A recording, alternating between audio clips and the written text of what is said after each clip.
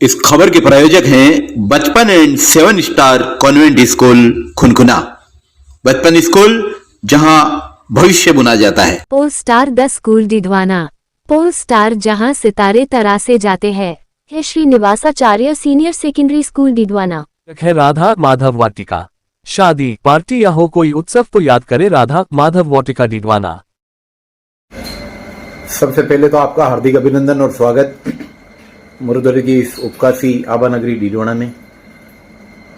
पर्यावरण को लेकर के एक अलग जो है आपने पूरे प्रदेश में जगाई और उसके लिए भारत सरकार ने आपको पद्मश्री से भी नवाजा। क्या कहेंगे और किस तरीके के सुधार और होने चाहिए?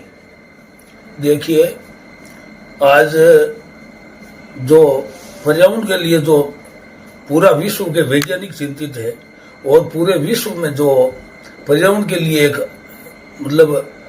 स्थिति गड़बड़ हो रही है, इसके लिए आम आदमी को जागृत होना पड़ेगा।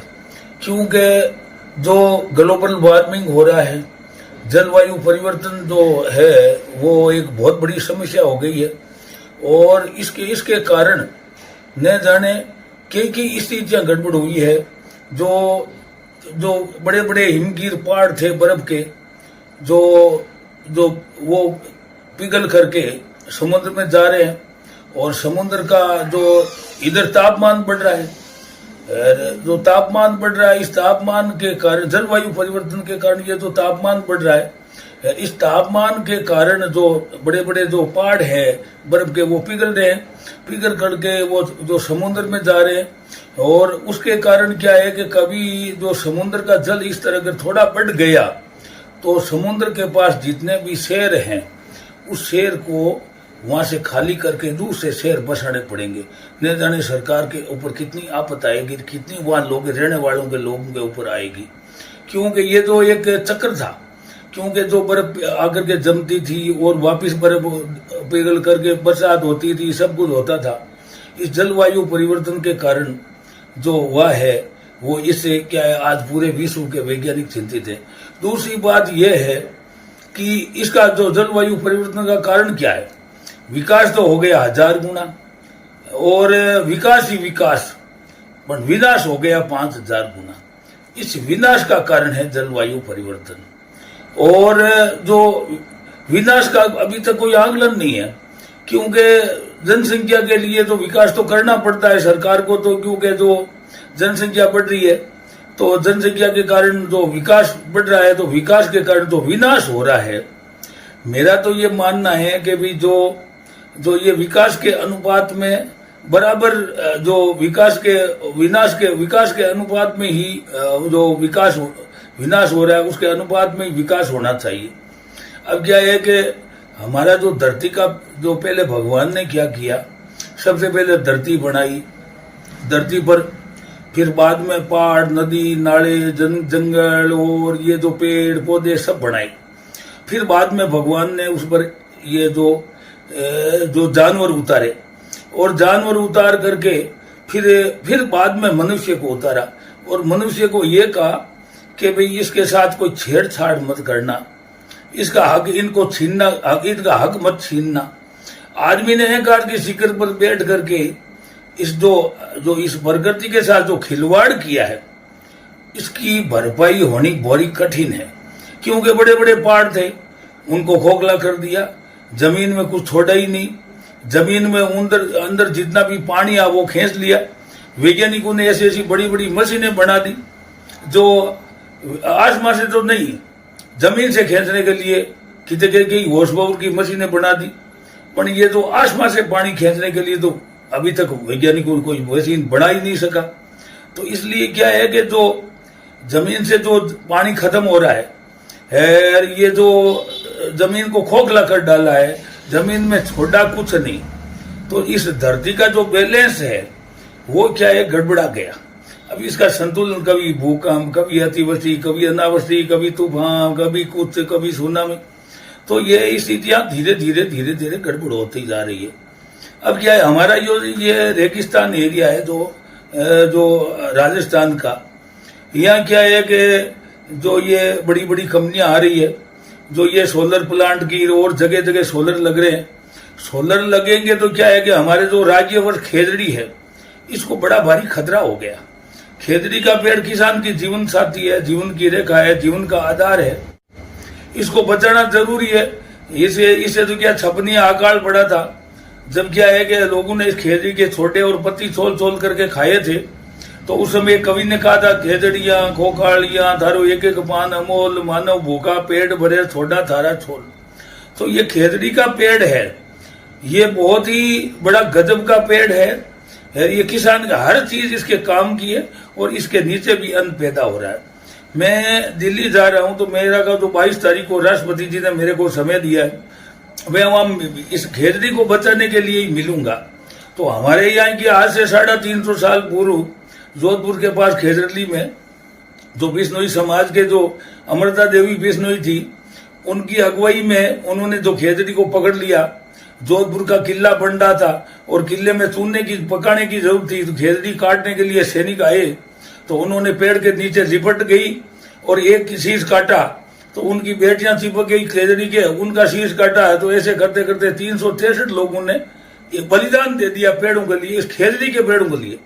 तो इसलिए हम लोग ये चाहते हैं कि विकास तो हो मगर ये विनाश नहीं हो। इस विनाश के कारण क्या है कि ये रेगिस्तान हो जाएगा। ये जो है ना, ये जो तापमान इतना बढ़ेगा आने वाले समय में, मैं तो कहूँ ये ऐसे पेड़ कटते गए, ऐसे जंगल कटते गए, इस जो ज्यादा पेड़ लगे नहीं, और पेड़ बड़ा होने में 20 साल लगता है, 30 साल लगता है। कोई मजाक तो है नहीं कि 1 घंटे में कोई पेड़ लगा दिया। दूसरा काम तो क्या है कि एक मकान बनाना है, एक बिल्डिंग खड़ा करना है, 3 महीने में बिल्डिंग खड़ा हो जाएगा।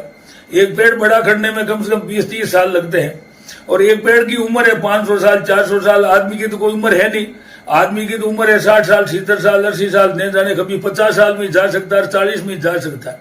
उसकी तो कोई उम्र म्याद है नहीं आदमी की। पेड़ की म्याद है, एक पेड़ की उम्र है 500 साल 700 साल, एक पीपल की 700 वर्ष की उम्र है।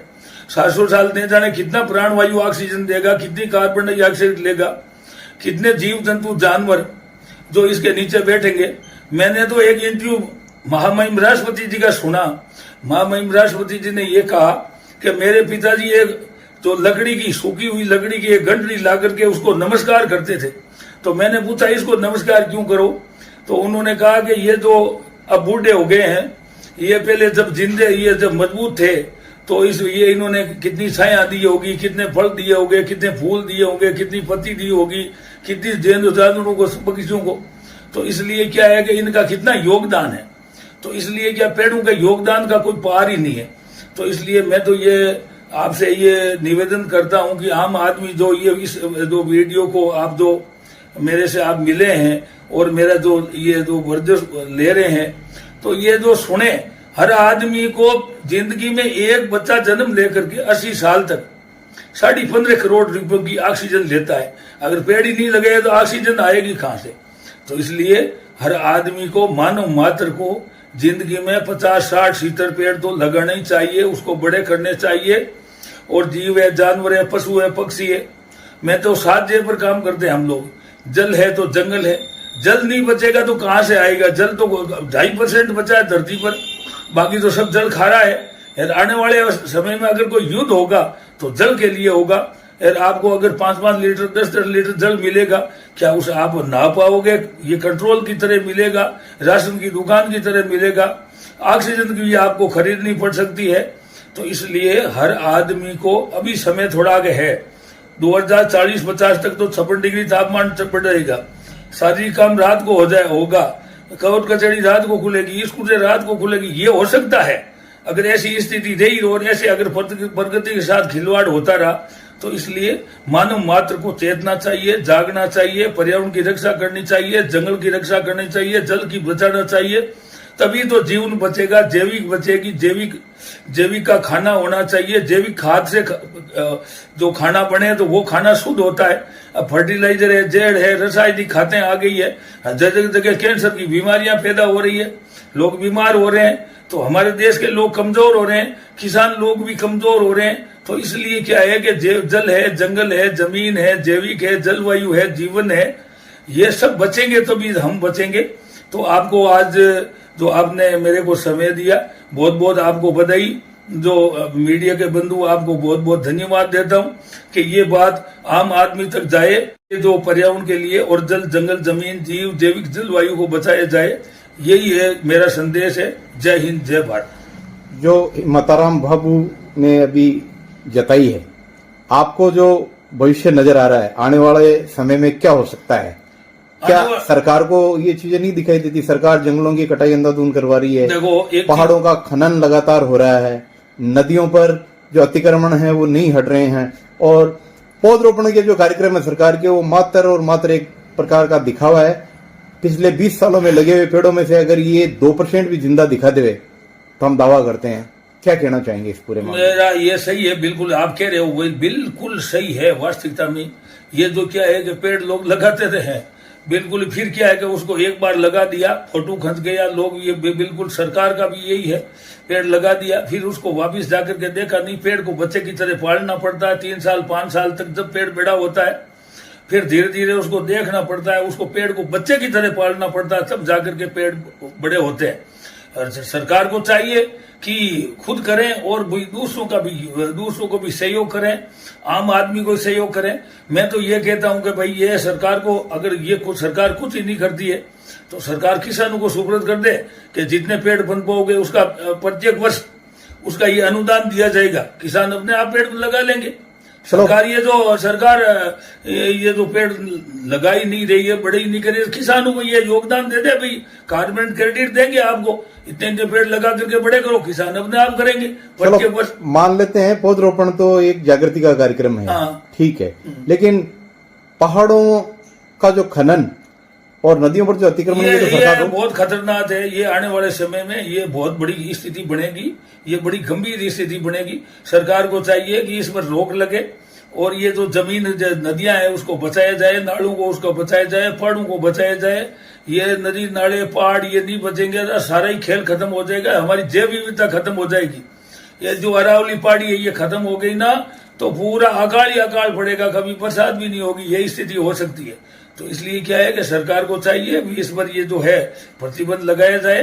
कंकड़ के पेड़ खड़े हो रहे हैं जगह जगह, और पेड़ तो नहीं, और कंकड़ के पेड़ खड़े हो रहे हैं, और जो बड़े बड़े पहाड़ थे उसको खोखला कर दिया, ये सारा खत्म कर दिया। क्या भविष्य में कोई आंदोलन की योजना है? आंदोलन ही हम तो लोग तो कर ही रहे हैं आंदोलन। अभी पिछले दिन नागौर बंद हुआ था, पहले इससे पहले बीकानेर बंद हुआ था, जैसलमेर बंद हुआ था पेड़ों के लिए, फिर जोधपुर बंद हुआ, फिर जालौर बंद हुआ। और हम लोग क्या है यही मांग करते हैं कि ये जो राज्यभर खेजड़ी है इस पेड़ों को बचाया जाए। ये पेड़ नहीं बचेंगे तो चाहे जो कुछ हो, विकास भले ही चाहे पड़ा रहो, और मानव मात्र के ऊपर खतरे पैदा हो जाएगा और खतरे की घंटी बजेगी।